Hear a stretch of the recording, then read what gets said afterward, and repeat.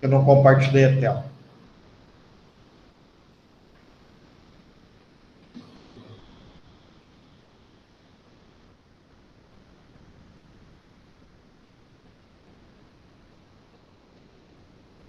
Creio que estejam vendo a tela agora. Então, nós estamos falando do homicídio. O artigo 121 caput prevê pena de 6 a 20 anos. É o chamado homicídio simples. Se aplica o homicídio simples por exclusão, ou seja, se não é qualificado do parágrafo 2º, se aplica o homicídio simples.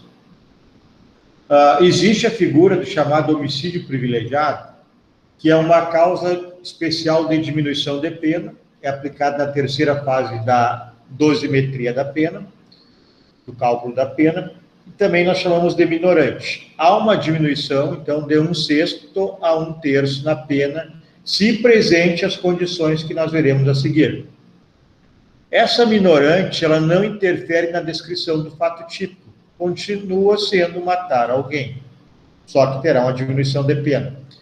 Quais são as condições para que ocorra esta diminuição de pena do artigo 121, parágrafo 1º? Primeira delas, relevante valor social. O que é relevante valor social? Ou seja, matar alguém em virtude de relevante valor social. Alguém está pedindo para ingressar, eu preciso diminuir a tela aqui.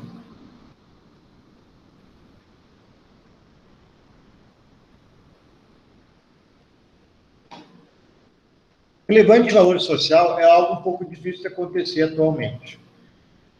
Está presente o interesse coletivo relevante para poder ter a diminuição de pena. Então, aquela pessoa que mata em nome do amor à pátria, é algo difícil de acontecer, épocas de guerra até ok. Por amor à filha, né? Mas é social, então amor à filha não é um crime praticado contra a filha, que é um valor moral, mas assim, por amor à família, por amor ao bairro, né? Aí pode se considerar relevante valor social.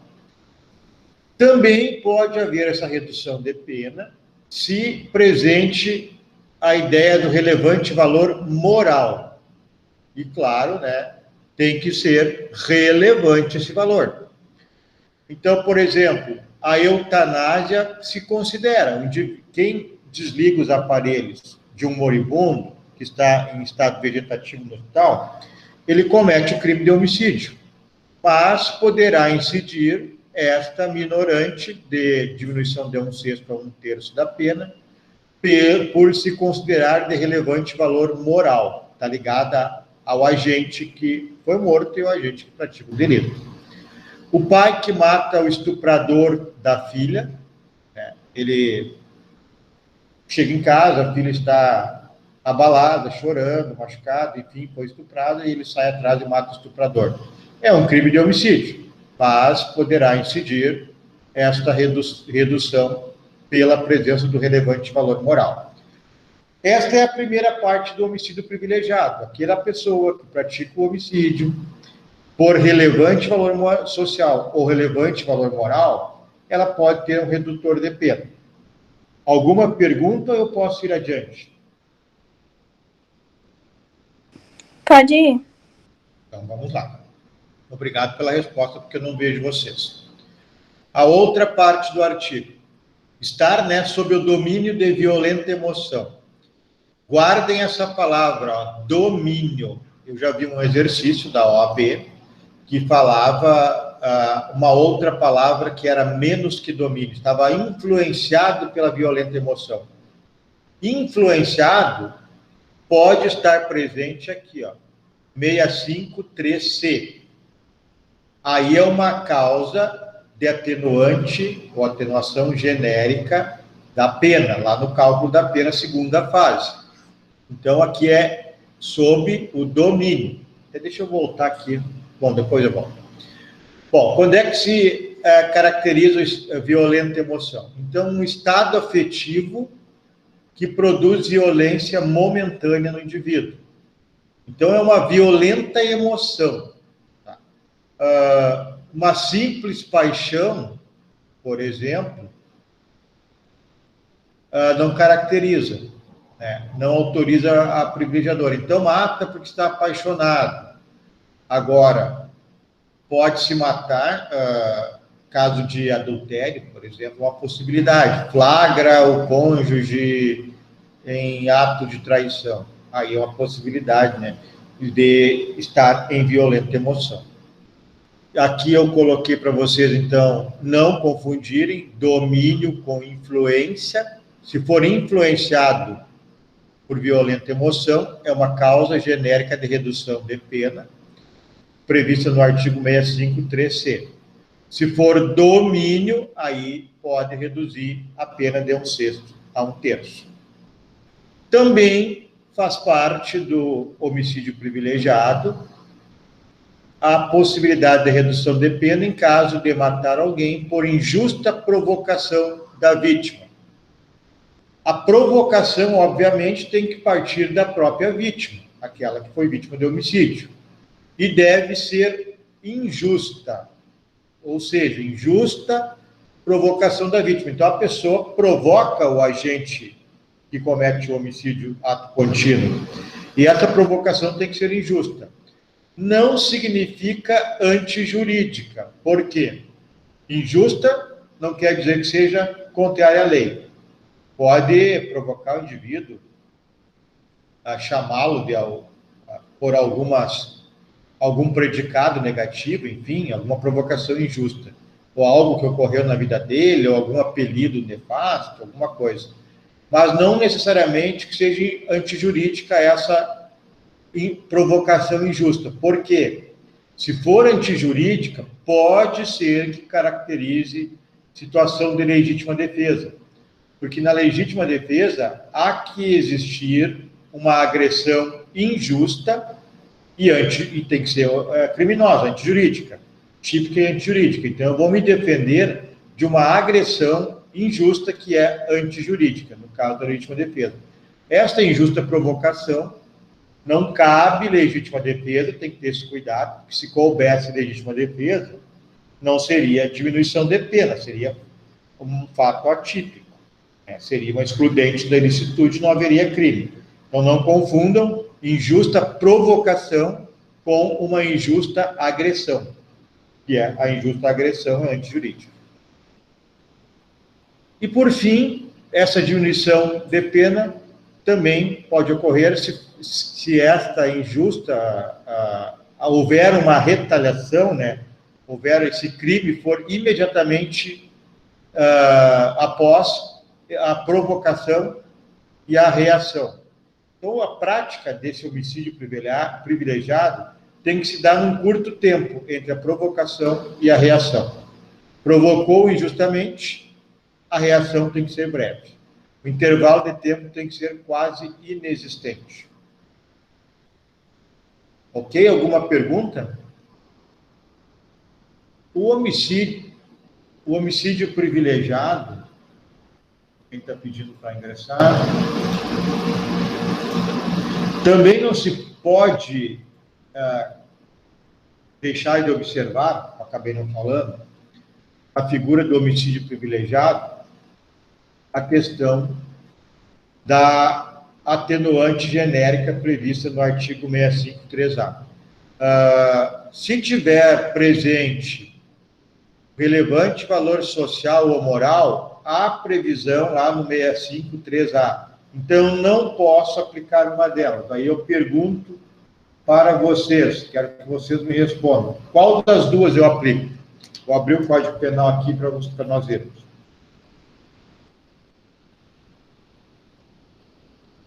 Estão pensando aí. Qual é a pergunta, professor, de novo? Você pode fazer? Desculpa. Vamos lá, vou fazer. O artigo 65 do Código Penal, que é uma circunstância atenuante, que é a segunda fase da dosimetria da pena, diz assim: são circunstâncias que sempre atenuam a pena. Aí nós temos o inciso 3, ter o agente, a linha A, cometido crime por motivo de relevante valor social ou moral. Aí, se nós formos para o artigo 121, parágrafo 1º, tem a mesma coisa. Ó, caso de diminuição de pena. Isso aqui é na terceira fase da dosimetria da pena. É causa especial de diminuição de pena. Se o agente comete o crime impelido por motivo de relevante valor social ou moral, ou sob o domínio de violenta emoção, logo em seguida em injusta provocação da vítima, o juiz pode reduzir a pena de 1/6 a 1/3. A pergunta é, se ocorrer a possibilidade de redução de pena pela presença do relevante valor social ou moral, que a gente acabou de ver agora, qual das duas que eu aplico? O parágrafo 1º do 121, que é a terceira fase da dosimetria da pena, ou o 65.3a, que diz a mesma coisa, que é um atenuante e é aplicado na segunda fase da dosimetria da pena. Vocês entenderam a pergunta?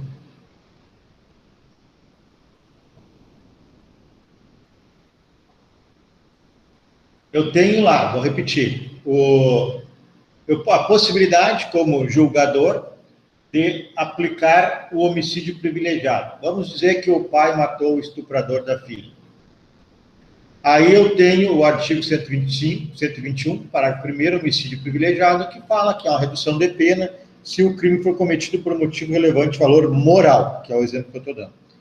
Essa é a terceira fase da aplicação da pena. Aí o 65, inciso 3, a linha A, diz que há uma redução de pena se o indivíduo cometer o delito em circunstância de relevante valor moral. Esta é a segunda fase de aplicação da pena. Se eu aplicar as duas, são dois redutores pelo mesmo motivo. E isso se configura o chamado bis in idem, que é proibido, vocês sabem tanto quanto eu. Então, a pergunta é, qual dos dois que eu aplico? 65 ou 121, parágrafo 1º?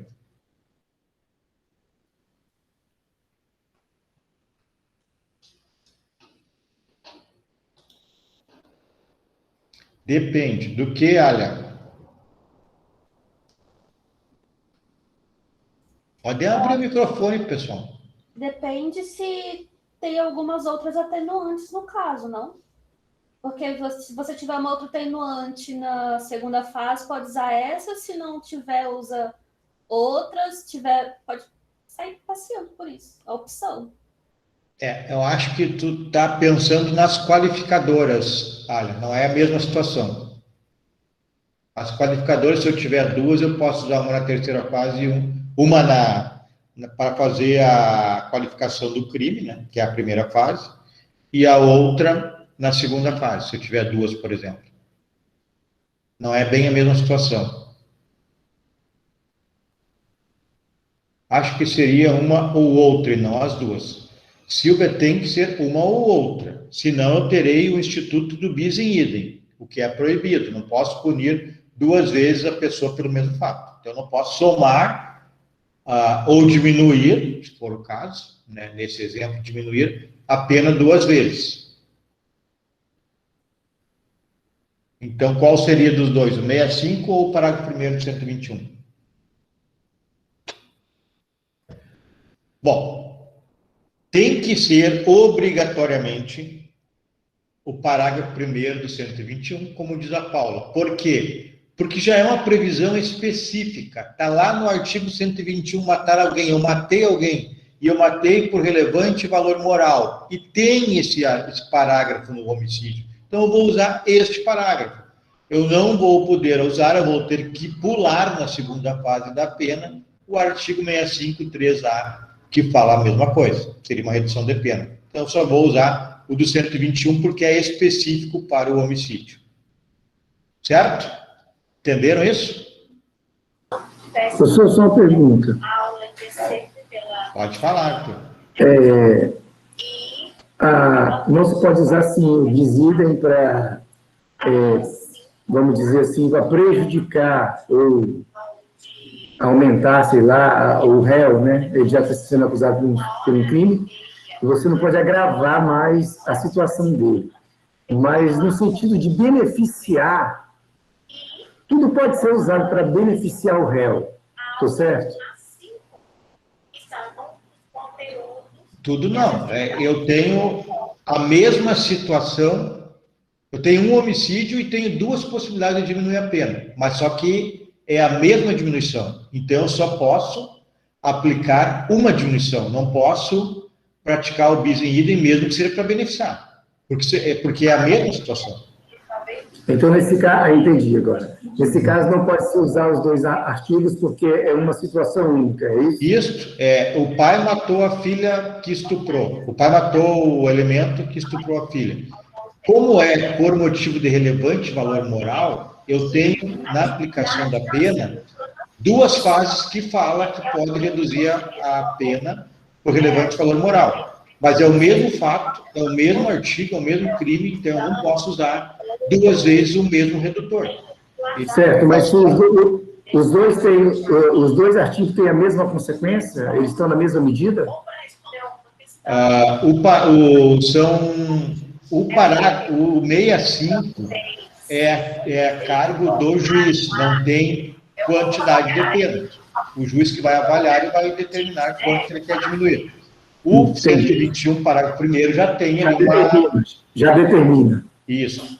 Então é mais seguro usar o 121 porque ele já determina e o outro fica na decisão do juiz. É subjetivo. O juiz que, se ele quiser usar sim, se ele quiser usar não. Certo? Não, na realidade, o juiz, se não fosse o caso do homicídio, ele é obrigado a diminuir, ele é obrigado a usar. Mas aí a quantidade... então é isso que eu ia falar. Ele usa, mas aí a quantidade fica a critério dele, é isso? Já o 121 garante aquela quantidade exata, já é uma segurança. Isso está certo. Agora não esqueçam que a regra, na realidade, por que eu vou usar o parágrafo 1º do 121? Porque ele já é específico, o 65 é genérico. O 121, parágrafo 1º, ou o parágrafo 1º, foi criado para o 121, então eu tenho que usar o parágrafo 1º. O 65 é genérico quando não tem o comando específico para o artigo. Entendi, professor. Tá, ok. Eu não sabia fazer essa diferenciação, é questão de interpretação. Eu pensei que todos os artigos do Código Penal, ou qualquer lei, eles estavam na mesma altura do outro, entendeu? Então, sim, na questão da dosimetria da pena, sim, aí é subjetivo. O juiz pode decidir da maneira que ele quiser. Entendi. Sim.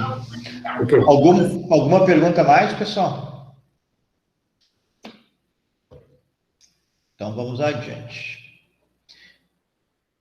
Vou deixar aberto aqui o perguntas e respostas. Daí, quando eu fecho o slide, eu consigo ver as perguntas do jeito que alguns colocaram alguma coisa no chat, eu não consigo ver. Tá, agora está liberado para vocês fazerem perguntas. Mas eu prefiro que vocês façam com o microfone aberto, mas aqueles que não querem, ok. Então, continuando. Passamos do parágrafo 1º para o parágrafo 2º. Vou abrir aqui, eu acabei não colocando, que foi um erro didático não ter colocado o artigo. Então, vamos ler aqui no Código Penal. 121, parágrafo 2º. Homicídio qualificado. Parágrafo 2º. Se o homicídio é cometido. Aí, então, eu tenho aqui 5 situações, mais o feminicídio, 6 situações, e mais 7 situações, que aqui fala dos integrantes da segurança, 7 situações que qualificam, ou 7 incisos, que são mais situações em cada inciso, que qualificam o homicídio.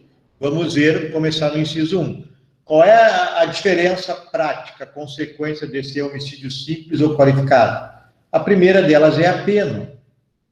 Lá no homicídio simples do artigo 121, a pena é reclusão de 6 a 20. Aqui no parágrafo 2º é 12 a 30 a pena. Aqui, 12 a 30. Essa é a primeira consequência. Bom, então vamos ver quando qualifica o crime. Vou abrir a lâmina de novo aqui. O crime de homicídio, né? Claro. Primeiro, então, praticar o crime por paga, promessa de recompensa. Por paga ou promessa de recompensa. Qual é a diferença das duas? Então, o homicídio será qualificado quando praticado por paga ou promessa de recompensa. Isso é o inciso 1. além também ainda do motivo torpe. São 3 situações no inciso 1 do parágrafo 2º do artigo 121. Então, se cometer o homicídio por paga, promessa de recompensa ou motivo torpe, é qualificadora do inciso 1. A primeira parte, que é paga, e promessa, que é a segunda parte, a diferença é: paga, o agente recebe previamente o bem, o valor, enfim, que for lhe entregue para matar uma pessoa. Então, ele recebeu lá tantos R$1.000 para matar alguém. Isso se considera paga. Promessa de recompensa é depois, é uma expectativa. Então, executa o homicídio, aí ele tem a possibilidade de receber uma recompensa. Esta é a diferença de paga para promessa. Paga, recebe antes do crime, promessa, pode ser que receba depois do crime, é uma expectativa de receber a recompensa. Observações. A ser em dinheiro, né? Alguns autores defendem que deve ter valor econômico, outros entendem que não, há uma divergência, né? Me parece que a maioria se inclina para qualquer possibilidade de paga ou promessa, não precisaria valor econômico. Mas há quem defenda que qualquer recompensa, qualquer pagamento teria que ter valor econômico, mas há divergência. Nesse caso aqui responde quem efetiva o pagamento ou promete, né, e quem executa. Quem executa é o executor, né, do crime direto, e quem paga ou promete é o autor mediato, que nós chamamos. O imediato é quem executa e o mediato é quem paga ou quem promete. Eu vou indo. Se vocês tiverem dúvidas, abre o microfone e perguntem. Terceira situação, motivo torpe. Motivo torpe é um valor repugnante, pessoal, indigno, né? Alguns autores usam o exemplo, outros não, mas inúmeros autores dão um exemplo, por exemplo, matar o pai, a mãe pela herança. É um motivo repugnante, claro, não há dúvida, totalmente indigno. Então, a herança, para muitos autores, é um exemplo que qualifica o homicídio por motivo torpe. Ciúme patológico não exclui, não qualifica o crime. Então, há muita situação de ciúmes, matar por ciúmes não exclui o crime e também não qualifica o crime. Então, vai ser lá, provavelmente, se for um homicídio que não esteja presente nas qualificadoras que estamos vendo, vai ser um homicídio simples. Bom, então, o inciso 1 do parágrafo 2º diz que qualifica o crime por paga, recompensa ou motivo torpe. O inciso 2 começa falando do motivo fútil. O motivo fútil, primeira coisa eu falei para vocês lá no primeiro slide, ele é um motivo. Então, um homicídio que não tenha motivo não é qualificado. Esse motivo fútil é insignificante, mas é um motivo banal. Então, não é a mesma coisa que a ausência de motivo. Ciúme, de novo aqui, porque é muito empregado, né? Quando mata-se alguém, aí a mulher, enfim, não é considerado motivo fútil, né? Ele, na realidade, não é motivo que qualifique e nem que desclassifique, é um motivo de homicídio simples. Então, o motivo fútil, matar alguém porque te chamou lá de algum apelido, porque falou mal da tua mãe, coisa simples, né? Eu vi um caso há muitos anos numa obra, diversos operários, o operário A subtraiu, é modo de falar, não é furto, né? Pegou a sobremesa do colega dele e comeu ali, o colega dele viu e matou pelo motivo da sobremesa. Isso é um motivo fútil. A segunda situação aqui do inciso, o inciso 3, melhor dizendo, é emprego de veneno, pessoal. frevo de veneno. Então, deve ser empregado dissimuladamente, ou seja, para a cabeça qualificadora, a pessoa, a vítima, não pode saber que está ingerindo veneno, senão não cabe essa qualificadora. A vítima deve desconhecer que está ingerindo veneno, para caber a qualificadora.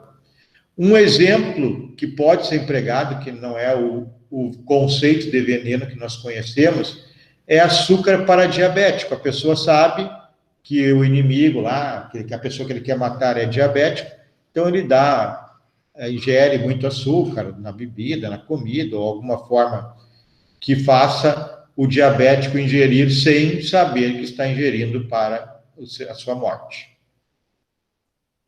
Continuando aqui no inciso 3. Professor? Oi. Por que ciúme não é motivo fútil nem torpe?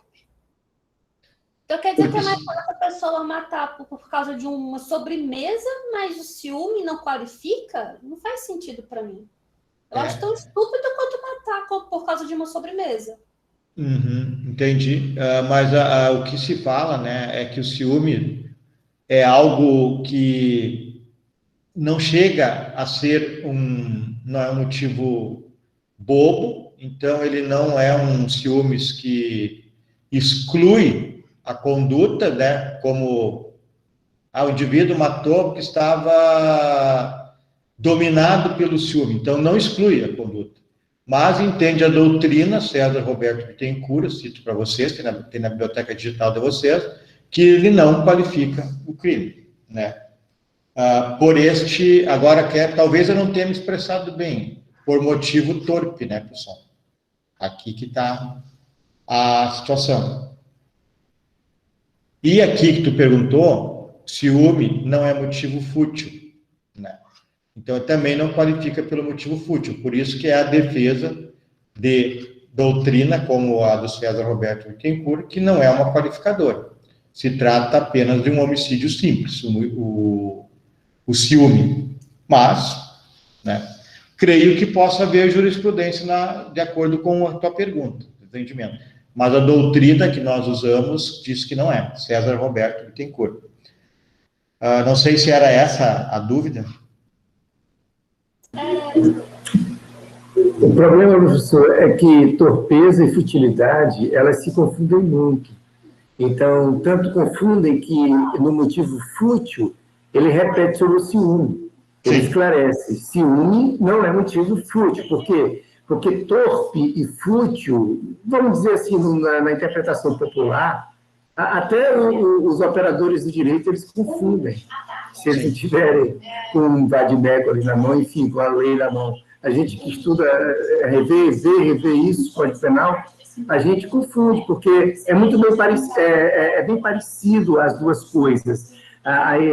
O repugnante, o indigno, o ciúme patológico, o ciúme lá embaixo, que aí ele repete que não é motivo fútil, né? Insignificante, banal. Parece que tudo é sinônimo, sabe? A gente confunde bastante. Agora eu quero deixar bem claro para vocês que certamente vocês vão achar alguma jurisprudência, isso aí depende da interpretação do aplicador da lei. Vocês vão achar jurisprudência dando a possibilidade, julgando como homicídio qualificado o ciúme. Pode ter certeza disso, alguma jurisprudência se encontra, né? Então é algo que está numa margem muito tênue. Alguns defendem que não, outros defendem que sim. Eu tenho absoluta certeza que há jurisprudência nesse sentido, né? Então, fica na margem.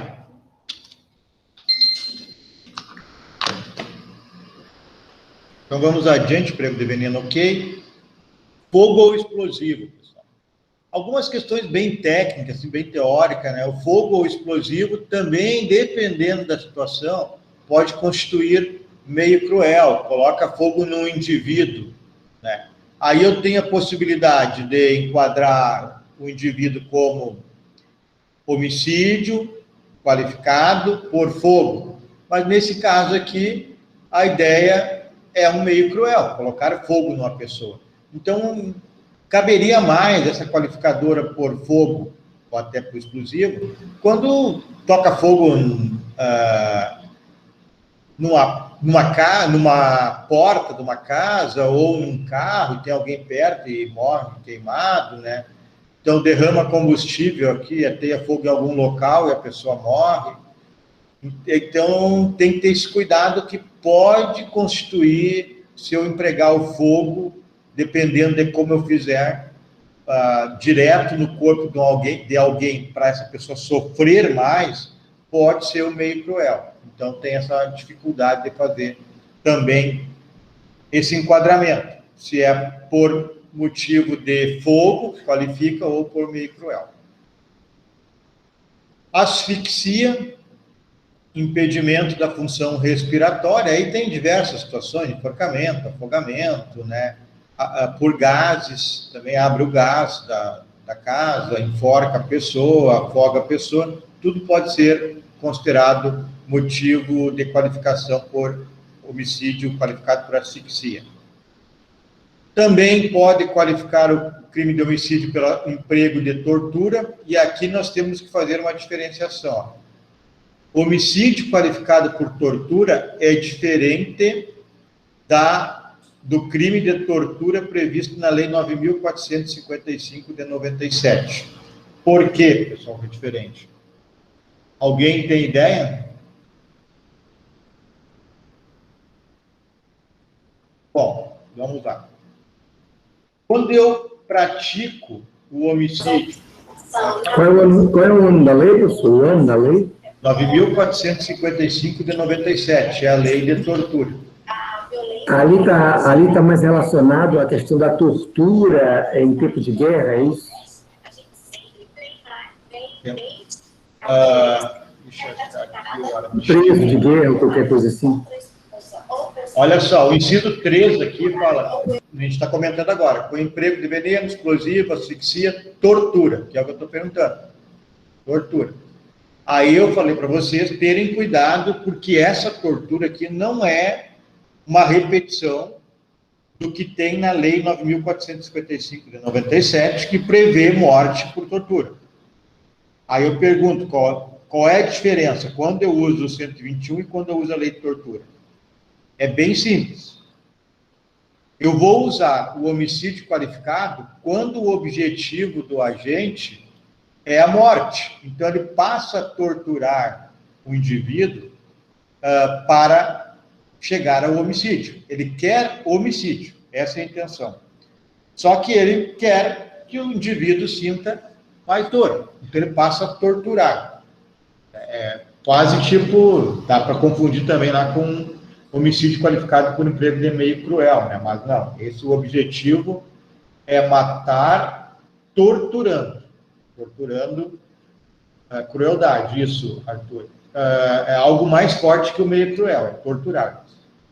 Então, o objetivo central do indivíduo é matar. Só que ele aplica a tortura para matar. Na lei de tortura, o objetivo não é matar. O objetivo é torturar para obter uma informação, uma declaração, por exemplo. A lei de tortura está vinculada a isso. Empregar meios de tortura para obter alguma informação, alguma declaração. Então, o objetivo do sujeito ativo era torturar e não matar, mas acaba ocorrendo a morte. No homicídio qualificado, uma confissão, isso aqui. No homicídio qualificado por tortura, a ideia já é matar. Só que aí emprega tortura para matar. Na lei de tortura, a ideia é torturar e não matar, mas acaba ocorrendo a morte. Ok? Professor, pode falar. A tortura psicológica entra também? A tortura psicológica? É? No caso da lei de tortura, sim. Tá, obrigada.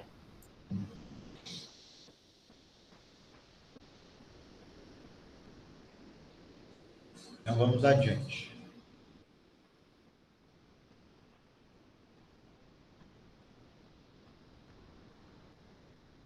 Meio insidioso.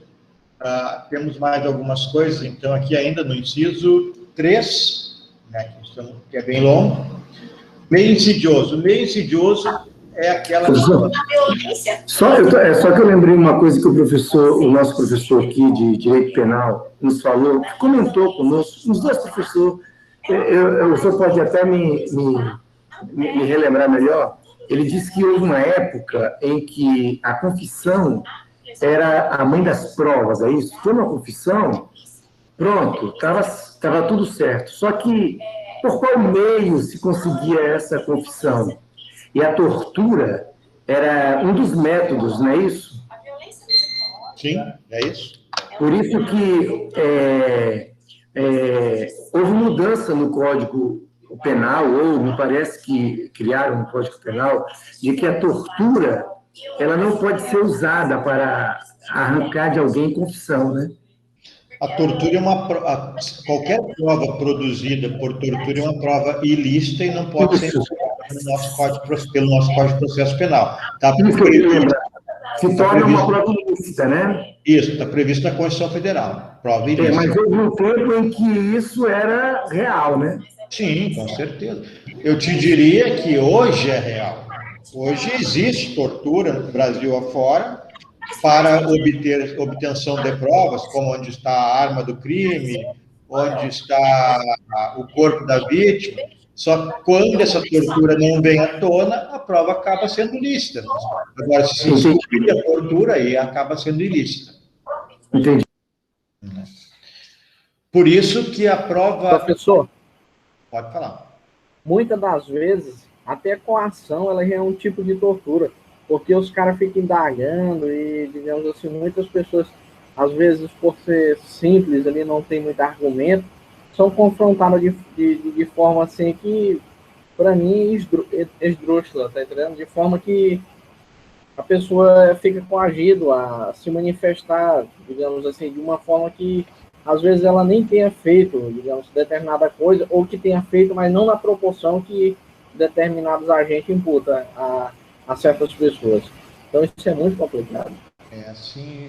José, isso aí me parece que pode configurar uma tortura psicológica, né? Mesmo que não agrida, é uma tortura psicológica, né? E tem o mesmo efeito, só não, obviamente, de machucados, claro, né? Que uma tortura física na produção do resultado. E apesar, professor, de toda a crítica que, por exemplo, o juiz Sérgio Moro recebeu na época da Lava Jato, eu ainda prefiro a delação premiada do que esses outros métodos. Se tiver que escolher, entendeu? A colaboração premiada é um instituto que deve existir. Talvez, eu não sou assim crítico à colaboração premiada da forma que ocorreu. Existe uma crítica que se prende, se força a pessoa a ficar muito tempo presa para fazer colaboração premiada. Existe essa crítica. Mas aí, tudo bem, pode ser que ocorra, né? Existiu excessos na Lava Jato, eu critico muitas coisas que eu vi, mas coisas fundamentadas, né, que estão proibidas por lei, foram feitas, não deve ser feito. E uma pessoa tão qualificada quanto é o juiz, e eu tenho advogados, amigos aqui no Rio Grande do Sul que participaram da operação e reconhecem uma pessoa tão qualificada para combater a corrupção, né, o crime organizado, não precisa passar por cima do que diz o processo penal. Sim, entendi. E, de certa forma, é um jogo psicológico, né? Exato. Então, tem um caso, por exemplo... Professor, concordo plenamente com o senhor e o magistrado ele não deve agir pelo senso comum da sociedade. Existem normas e as mesmas elas devem ser seguidas. O processo está aí, o rito tem que ser seguido. Claro, exato. Assim, então, não precisa código de processo penal, né? E eu tenho, assim, uma situação comigo... A gente não pode dar, em matéria de direitos humanos, a gente não pode dar 1 milímetro de brecha para não cumprimento da lei, inobservância de direitos humanos. Porque se nós depositarmos na figura de uma pessoa, e eu nem estou falando do Sérgio Moro, qualquer juiz, se nós dermos 1 milímetro de possibilidade dele não cumprir a lei, dele julgar como ele quiser, nós estamos correndo um sério risco de parar em algum lugar muito complicado. Porque se eu dou com certeza, milímetro... Isso tanto é prejudicial para a democracia como para as instituições. Os juízes hoje, eles não... a maioria dos juízes, não todos, claro, mas algumas decisões que eu tenho acompanhado, elas são muito midiáticas, e eu acho que isso é um risco muito grande para o processo, quanto para o Estado Democrático de Direito, para a ampla defesa e o contraditório, e o juiz ele não deve, digamos assim, se atentar exclusivamente ao senso comum da sociedade, mas ele tem que se atentar à lei e, digamos assim, todos os mecanismos legais que possam ser utilizados. É isso aí. Pessoal, até eu vou fazer um convite para vocês, quem tiver interesse, próximo dia 25, que é na próxima quinta, tem uma palestra muito interessante, me parece que começa às 19 horas, eu vou colocar o card ali no grupo para vocês verem. Ele trata disso, é o ex-ministro do STF, o Eros Grau, e ele tem uma obra escrita Por que eu devo ter medo de juízes? E é exatamente isso que ele fala na obra dele, de aplicação da lei, ou melhor, de decisões que não observam a lei. Isso pode ser muito perigoso, né? Então, se você tiver interesse, eu nunca assisti palestra dele, mas ele é muito conceituado. Então, vai estar à disposição, quem quiser assistir, na próxima quinta, às 19 horas. Né? Eu vou colocar Professor, Oi. Uma perguntinha interrompendo o senhor. Na aula passada, eu não tive a possibilidade de assistir, não sei o site da obra, acho que deveria estar com algum problema, não sei se os colegas identificaram isso, mas pelo menos eu não consegui ter acesso. Eu queria saber se há a possibilidade de eu rever esta aula, porque, digamos assim, eu escolhi crimes em espécie porque é uma das áreas que mais me chama a atenção, é o direito penal. Então, eu quero filtrar muito nisso, então, qualquer perda que eu tiver de conhecimento para mim é prejudicial. Tá, a aula já está lá disponível, José, está no ambiente aula gravação, da semana passada e da anterior. Só clicar no link lá. Show, muito obrigado. Tá, eu vou disponibilizar acho que eu vou colocar no grupo ali do WhatsApp, além do card da palestra, o link da nossa aula. Nossa aula, como vocês já sabem, a não ser quem está iniciando agora, é um link único, sempre é o mesmo. Então, eu vou colocar ali, eu vi que tem no horário das 19, 20 e 30, há dificuldade de acessar mesmo o ambiente de aula algumas vezes. Então, eu vou colocar o link também ali. Daí pode ir direto ali. Vamos lá, então. Continuando. Insidioso, então, de simulação, surpresa, pega matar alguém pelas costas, por exemplo, espera alguém passar e atira na pessoa, ou é amigo, está conversando com ela e aí mata, ela não espera, né, esse ataque, essa morte. Então, insidioso é uma dissimulação, uma surpresa. Meio cruel, uma forma brutal de executar o crime, né? Por exemplo, dilacerar o corpo com uma faca. Agora, tem que cuidar na questão da tortura, né? Por tortura. Então, é muito parecido o meio cruel com a tortura. Crueldade após a morte, então, não qualifica o crime. Então, depois que se matar a pessoa por homicídio simples, depois retirar seus membros, por exemplo, não qualifica o crime. Meio que possa resultar perigo comum. É um meio que atinge muitas pessoas. Abrir uma represa e inundar um bairro. Tem que ter cuidado na questão do fogo também lá. Coloca fogo numa mata. Se resultar perigo a muitas pessoas, pode qualificar por aqui e não lá pelo fogo. Então tem que ter esses cuidados. O inciso 4 fala a traição. Então, aqui um tiro pelas costas, né? Está caminhando nas costas e atira. Emboscada, faz uma tocaia, uma espreita, muito parecida com a traição, mas se diferencia nisso. A traição é um ataque inesperado pelas costas, né? E a emboscada não precisa necessariamente ser pelas costas, mas também fica esperando, escondido, de tocaia. A diferença, então, é que aqui é pelas costas. Dissimulação. Oculta a intenção, também é parecido com o anterior que nós vimos lá, o meio insidioso, que insidioso é dissimular, né? Então, oculta-se a intenção do crime para surpreender. Diz que é um vendedor, que é um amigo, que está trazendo algum produto para mostrar, e aí, na realidade, está lá para matar a pessoa. Professor, só uma pergunta ali, no anterior ali, Se a vítima estivesse no caso de estar dormindo, seria traição ou emboscada? Bom, nesse caso aí, como ele não está escondido, não é emboscada. Aí nós vamos colocar aqui a traição. A emboscada pressupõe que ele esteja...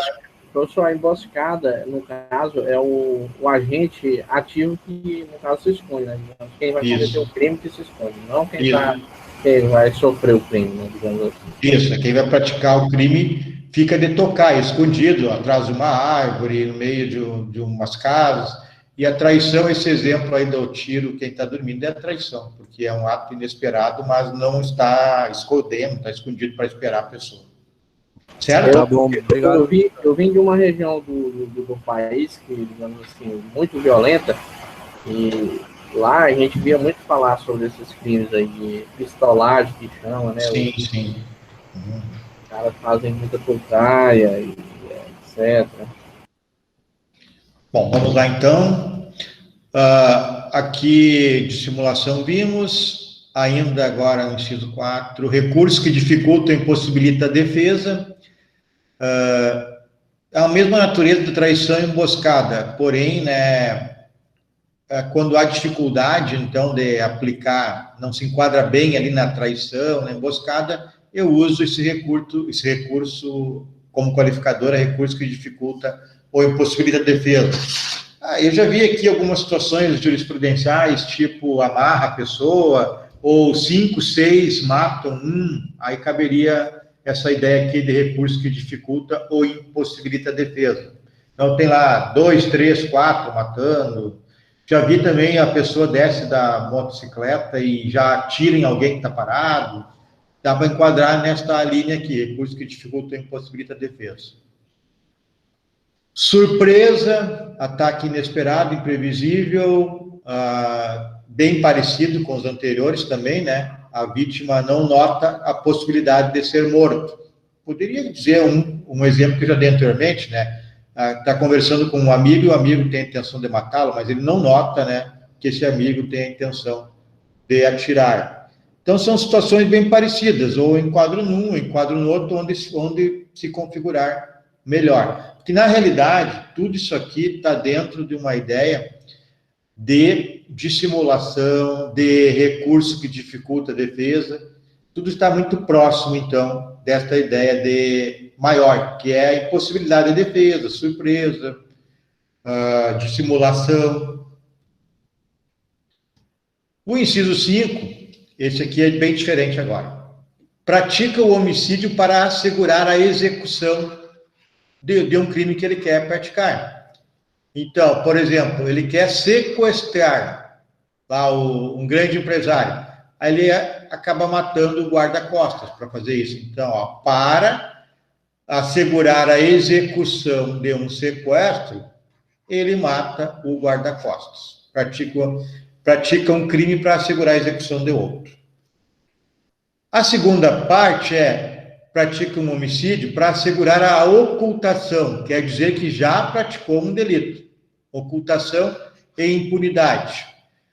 Por exemplo, estou matando alguém e eu vejo que tem uma testemunha. Então, eu matei alguém, vou lá e mato a testemunha. Eu mato a testemunha para assegurar a ocultação do homicídio que eu cometi ou a impunidade do homicídio que eu cometi.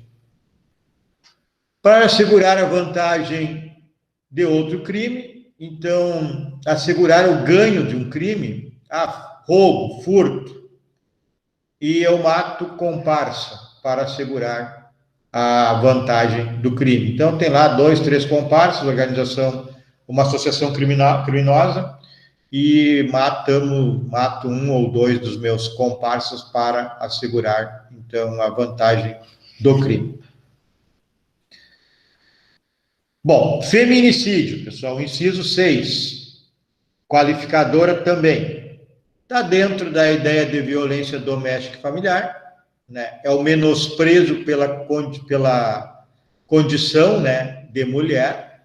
Então, não é, por exemplo, não qualifica por feminicídio matar uma mulher para por cobrar uma dívida. Não pagou uma dívida, vai lá e mata a mulher. Né? Então, isso não é feminicídio. O feminicídio é porque despreza a mulher, discrimina a mulher como um ser inferior. Aí ingressa a possibilidade de qualificar o crime por feminicídio. Né? Pode ser praticado por homem ou por mulher. O agente sujeito ativo desse crime pode ser homem, pode ser mulher, que menospreze a condição de mulher e cometa o crime pelo gênero, né, condição de gênero. Sujeito passivo é a mulher, né? Pode-se colocar aqui lésbicas, transexuais, travestis, né? Agora, segundo a doutrina, o casamento de homens não incide. Então, 2 homens, casamento homoafetivo, mas os 2 são homens, não tem condição de travesti, nem transexual. Então, nesse caso, e aí um homem mata o outro. Nesse caso aqui, não incide ao feminicídio. Se autoriza na questão de lésbicas, transexuais e travestis, feminicídio. Bom, tem aqui, por fim, contra a autoridade ou agente, previsto no artigo 142. O que fala no 142? São, vamos ler aqui no artigo. Deixa eu voltar aqui. O feminicídio que nós lemos está aqui. Ó. Então, praticar o homicídio, né, contra a mulher por razões de condição de sexo feminino, acabamos de ler. O 7, contra a autoridade ou agente descritos no artigo 142 e 144 da Constituição Federal. Integrante do sistema prisional e da Força Nacional de Segurança, no exercício da função ou em decorrência dela, ou contra seu cônjuge, companheiro ou parente consanguíneo até 3º grau, em razão dessa condição.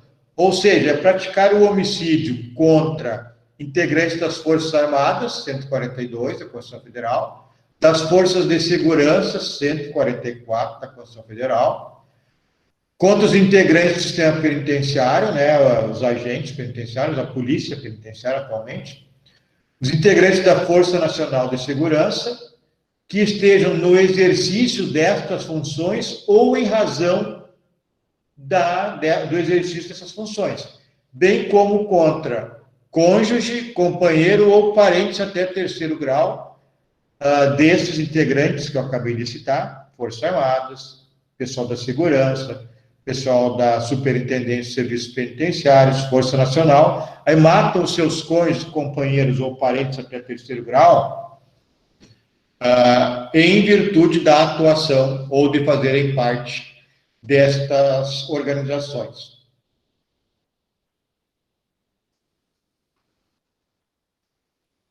Certo? Alguma pergunta sobre isso, pessoal?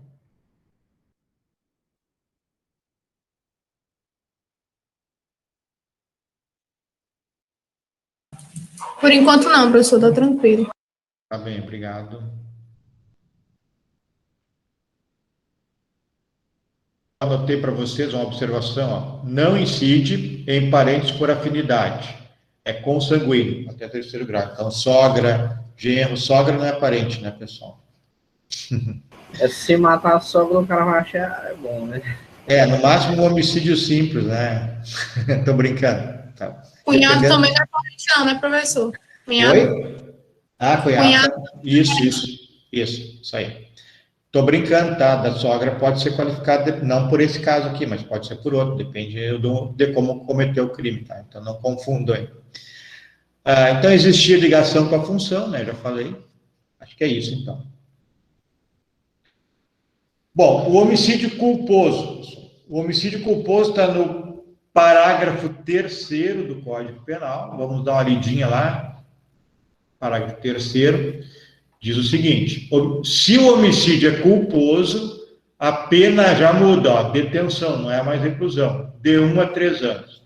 Aí vocês estudaram lá na teoria do delito quando que um crime é culposo, né? Por imprudência, negligência ou imperícia. Aqui nós temos muitos casos de crimes de trânsito, casos de questão de trabalho, né? Alguns casos aí a gente vê com arma de fogo, né? Limpar a arma, ou a criança pega a arma, o pai tinha porte, posse, e estava guardado no local adequado. Então, o homicídio culposo é muito amplo, pode acontecer em muitas situações. Mas a ideia é por imprudência, imperícia e negligência. O artigo 18 do Código Penal, ele prevê que todo crime, ele é doloso, pessoal. Para ser culposo, ele tem que estar presente na figura típica. Então, por que eu sei que existe homicídio culposo?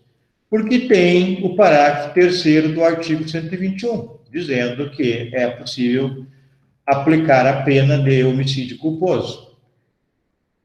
O artigo 155, por exemplo, não prevê, que é o furto, não prevê modalidade culposa. Como que eu sei que não prevê? Porque não está escrito no caput nem um parágrafo ou inciso do artigo 155 a modalidade culposa.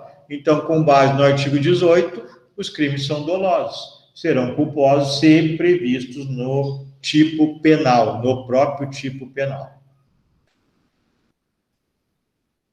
Tá ok? Vamos adiante.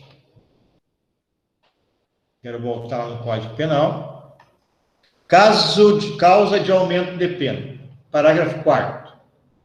No homicídio culposo, a pena será aumentada de 1/3 se o crime resulta inobservância de regra técnica de profissão, arte ou ofício. Então, a primeira parte aqui tem um aumento de pena no homicídio culposo se está ligado à profissão, regra técnica de profissão, ofício do indivíduo. Ou se o agente deixa de prestar imediato socorro à vítima. Então, a gente está falando aqui de homicídio culposo. Se tiver ligado à profissão ou ofício, a regra desconhecimento, né? A inobservância é o termo correto, não confundam. Inobservância, não é desconhecimento, é inobservância. O indivíduo conhece a regra, mas ele não observa na hora de praticar lá os seus atos profissionais. Então, a inobservância de regra técnica da sua profissão, ou se deixa de prestar socorro imediato à vítima de um crime de homicídio culposo. Professor, a inobservância caracteriza também como imperícia? Sim, a imperícia é um caso de... As regras de profissão estão ligadas à imperícia. A imprudência não está ligada à profissão. A imprudência é dirigir, por exemplo, em alta velocidade. Agora, quando é profissão, é imperícia. Não procura diminuir as consequências do seu ato ou foge em virtude da prisão em flagrante. Vamos ver alguns exemplos. Segunda parte, sendo doloso o homicídio, a pena será aumentada de 1/3 se o crime é praticado contra menor de 14 ou maior de 60 anos. Vamos ver algumas observações gerais aqui na lâmina.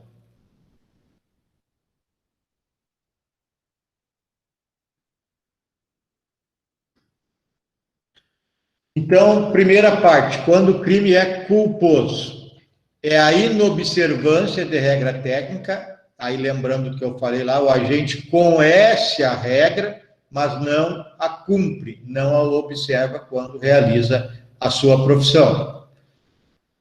Então, nesse caso, como eu falei ali, está ligado à questão profissional. Um engenheiro que faz uma ponte e cai, e ele não observou as regras técnicas da profissão, mas ele conhece. O médico que faz um procedimento cirúrgico, não observa corretamente a questão ali da limpeza, né? Da questão de deixar o ambiente totalmente sem possibilidade de bactérias, enfim, né? A limpeza, né? Então, ele conhece, ele sabe da necessidade de se fazer essa higienização e acaba não fazendo. Então, ele inobservou uma regra técnica, apesar de conhecê-la. Omissão de socorro à vítima. Então, o indivíduo que pratica um homicídio culposo e não socorre a vítima, podendo realizá-lo. O que tem acontecido, eventualmente, é um crime de homicídio culposo e o indivíduo deixa de prestar socorro à vítima porque ele começa a correr risco de vida. Mas isso tem ocorrido mais no Código de Trânsito, não tanto aqui no homicídio. Mas, a título de conhecimento, serve.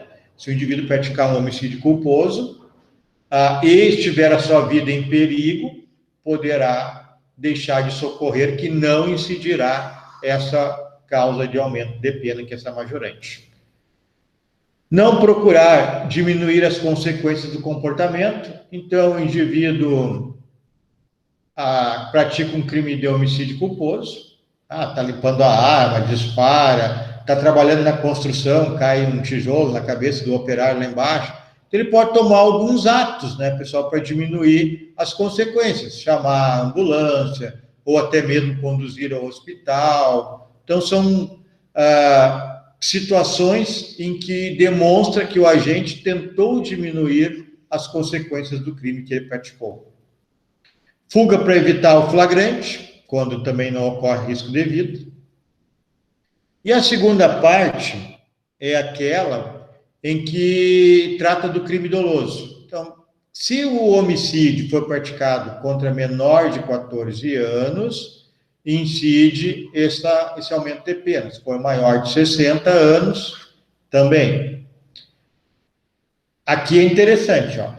Isso aqui é uma coisa que pode confundir. A majorante pode ser aplicada no homicídio simples, no privilegiado e no qualificado. Mesmo qualificado pode incidir ainda essa majorante.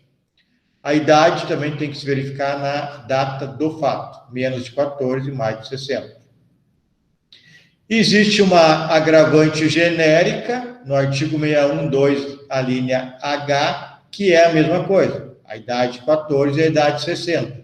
Se eu usei a majorante, eu não posso aplicar a genérica como provocador de uma situação de bis in idem. É a mesma explicação da anterior. Eu vou utilizar esta aqui prevista no tipo penal, porque ela é específica do homicídio. Então, eu uso esta aqui e não esta aqui. Perguntas? Não, professor. Parágrafo 5º. O perdão judicial, pessoal. Quando a pessoa praticar um homicídio culposo, tá? Tem que ser culposo. Praticar um homicídio culposo. E a consequência desse homicídio for tão grave para esse agente que não uma pena criminal ou uma pena de serviço comunitário não autorizaria, não seria maior do que o sofrimento dele, o juiz pode aplicar o perdão judicial, que é um caso de extinção, ou uma causa de extinção da punibilidade, prevista no artigo 107, inciso 9. Por exemplo, nós tivemos um caso no Brasil, há muitos anos, da atriz, eu acho que é a Cristiane Torlone, se eu não estou enganado, que ela atropelou um filho e acabou matando. Então, esse caso não tem por que o juiz aplicar uma pena de 1 a 3 anos, que é a previsão ali do homicídio culposo, mesmo que seja convertido em prestação de serviço comunitário, em PRD, né? Pena restritiva de direito. Não há porquê, porque o sofrimento dela é muito maior que qualquer pena.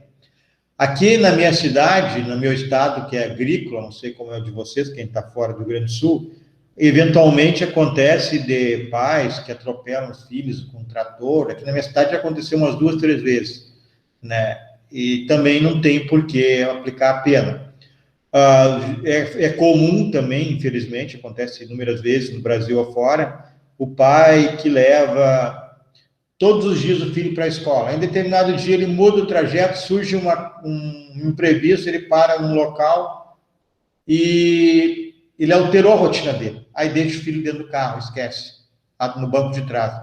E aí o filho morre ali sufocado. Então, não tem por que o juiz aplicar a pena. Então, o indivíduo recebe o chamado perdão judicial. Aqui no Tocantins, professor, aconteceu um caso que causou muita repercussão.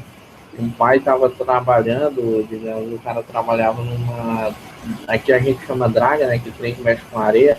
O cara soterrou o filho, ele não viu que o filho tinha acompanhado ele. E uma mudança, digamos assim, de areia de um lado para o outro, ele sem observar, soterrou o filho. Sim, é essa situação terrível, né, que acarreta o perdão judicial. Existe a súmula 18 do STJ que trata disso. E ela diz assim: a sentença concessiva do perdão judicial é declaratória da extinção da punibilidade. Então, não subsiste qualquer efeito condenatório. Não tem efeito nenhum, reincidência não serve para nada. Foi perdoado, fica como se não tivesse cometido nenhum delito. E o crime do parágrafo 6º, que é aquele praticado por milícia privada. Aqui a ideia, então, é que vai incidir esse homicídio qualificado quando for praticado com a situação de prestar serviço de segurança, né? Então, a intenção da prestação de serviço de segurança ou praticado por grupo de extermínio. O grupo a praticar serviço de segurança não necessariamente seja grupo de extermínio, pode ser uma milícia que foi formada para promover segurança num bairro. Então, se eles praticarem um homicídio, ou um desses indivíduos dessa milícia, criada a pretexto de praticar segurança, praticar homicídio, eu terei esse homicídio qualificado. E se for praticado por grupos criados para extermínio mesmo, que às vezes são compostos por policiais, ex-policiais e por não policiais, né? Ou seja, por qual motivo, fazer justiça com as próprias mãos, ou seja, qual for o motivo, se for praticado por integrantes desse grupo, criado para extermínio, também é um homicídio qualificado. Professor, pode falar. Acontece muito assim, de policiais militares de folga, tá tirando serviço em supermercado. Isso incidiria também, digamos assim, nessa modalidade? Não, isso aí é um ilícito administrativo perante a polícia militar, mas não é crime, né?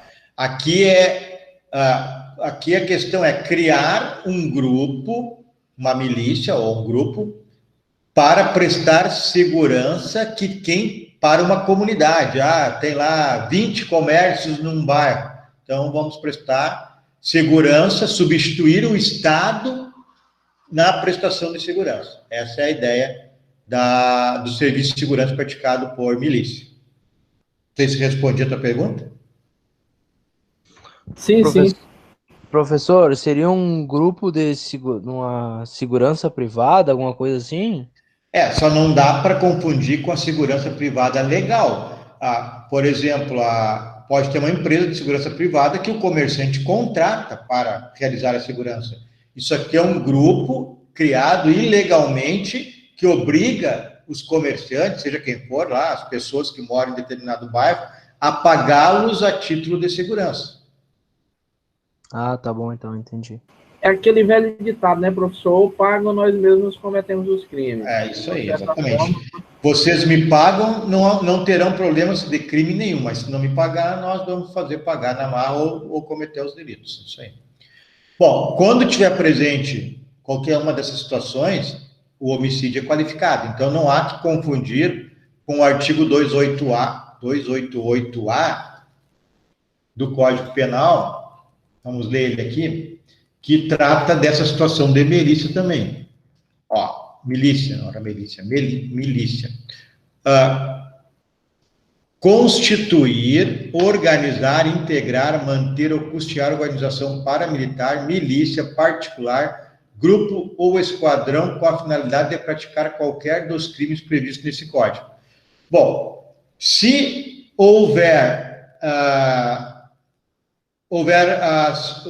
se chegar à conclusão, olha, está presente um grupo que foi constituído como milícia. Bom, aí incide o 288A, que é a formação do grupo.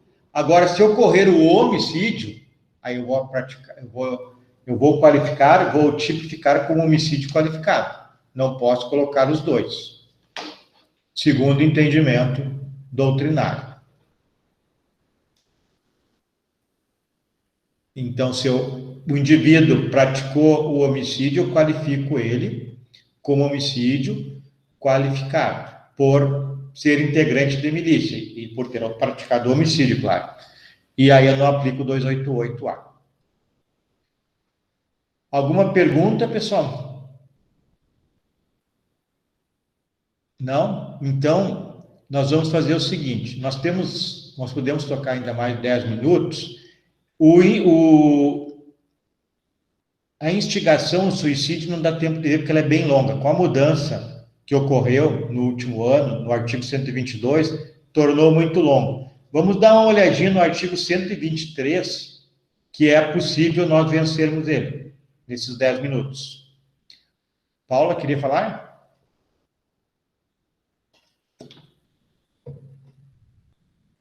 Não?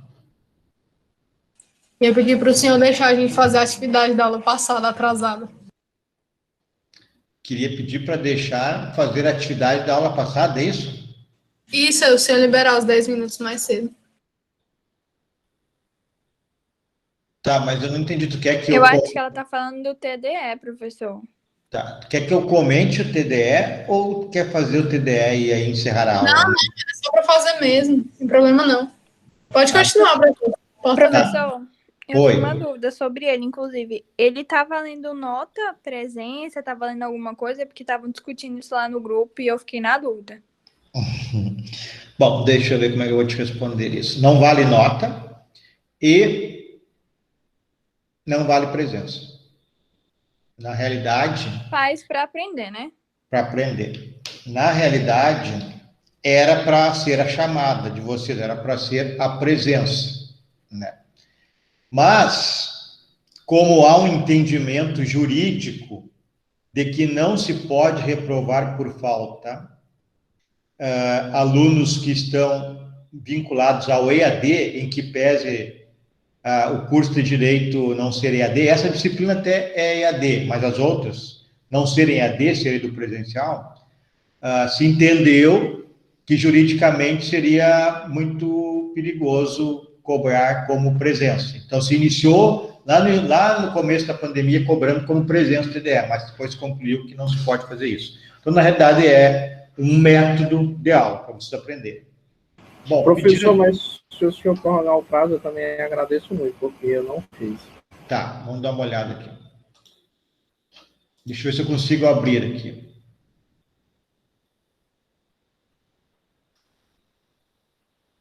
Encontros semanais, aula do dia. Aqui. TDE, dia 11 de março. Bom, aqui a pergunta é: procure uma jurisprudência sobre a possibilidade de o homicídio qualificado receber diminuição de pena a título de homicídio privilegiado. Então, o que eu queria que vocês aprendessem aqui, e eu já dei isso na aula hoje, era que vocês procurassem uma jurisprudência em qualquer tribunal para saber se é possível, num homicídio qualificado, que está previsto no parágrafo 2º do artigo 121. Nós vimos todos os casos hoje. São 6 possibilidades. São 6 incisos que qualificam homicídio. Será possível existir a existência de um homicídio qualificado, haver a possibilidade de redução de pena de um homicídio qualificado pelo homicídio privilegiado, uma redução de pena no parágrafo 1º, né?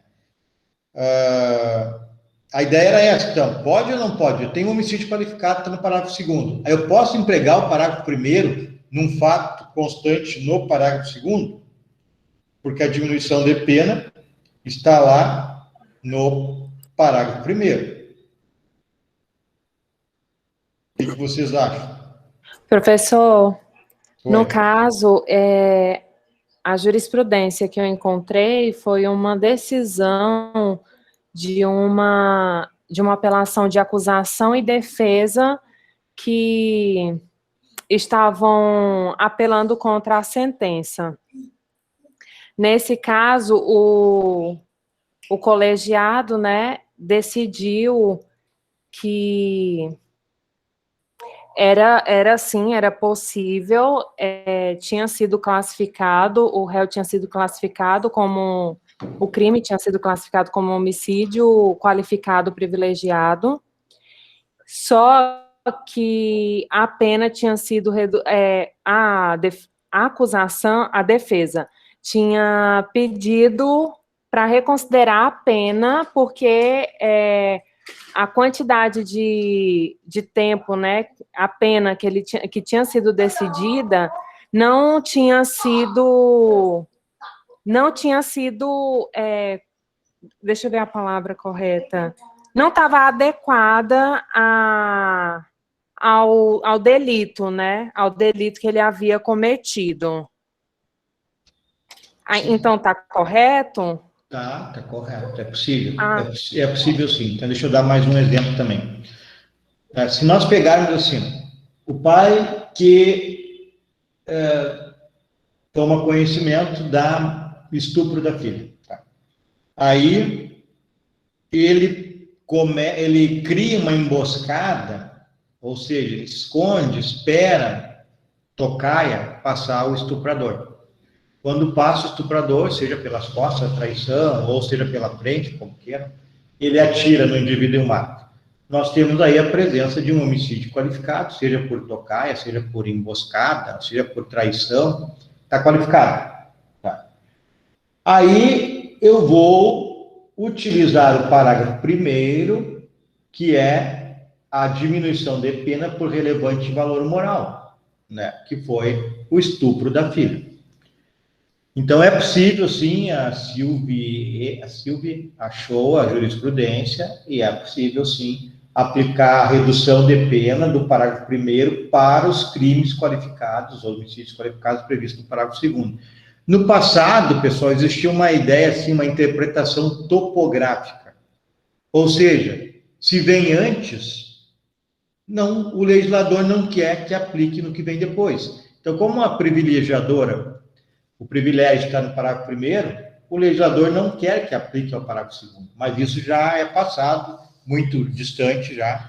É possível, então, pegar os crimes qualificados no parágrafo 2º e utilizar o parágrafo 1º como fator de redução de pena.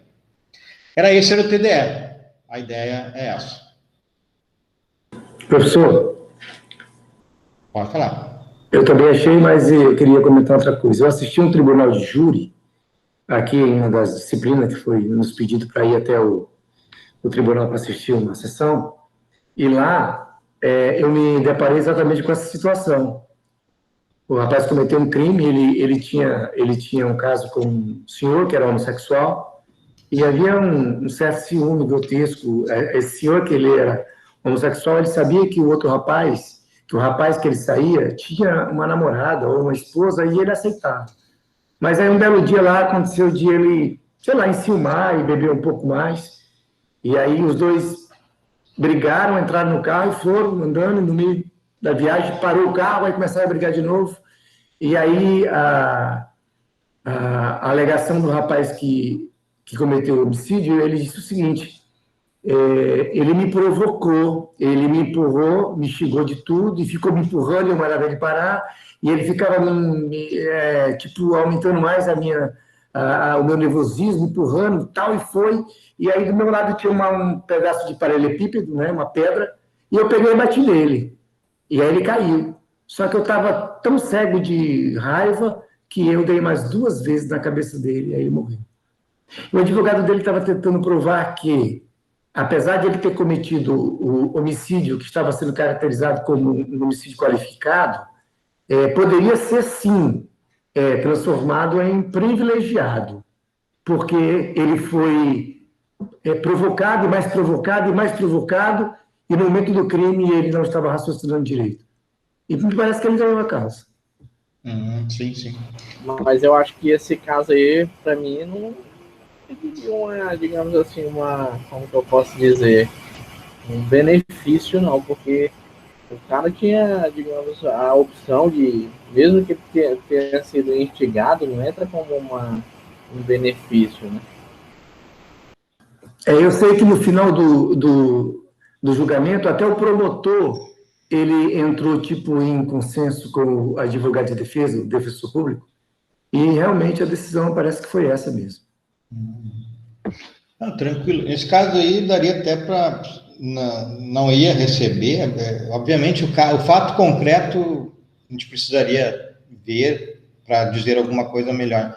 Mas nesse caso, aí não seria impossível, dependendo do caso concreto, deixar bem claro. Alegar legítima defesa.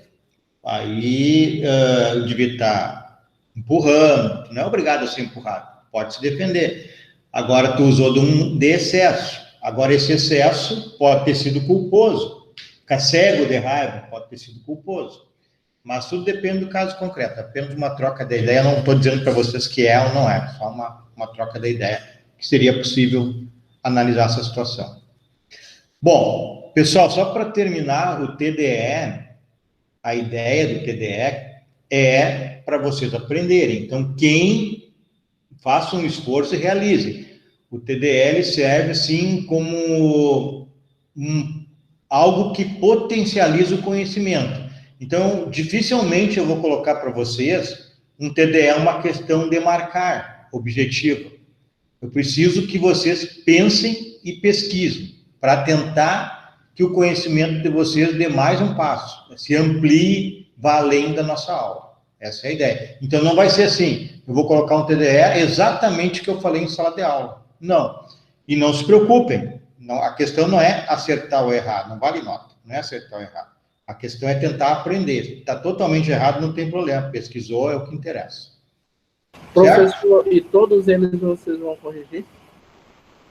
No caso de vocês, a correção se dá pela monitora, a Fabiane, ela vai começar a corrigir o de vocês da semana passada hoje, porque vence hoje, à meia-noite.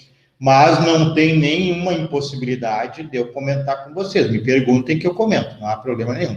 Ela vai trabalhar com vocês e durante a aula eu posso fazer um feedback aí de alguns minutos também.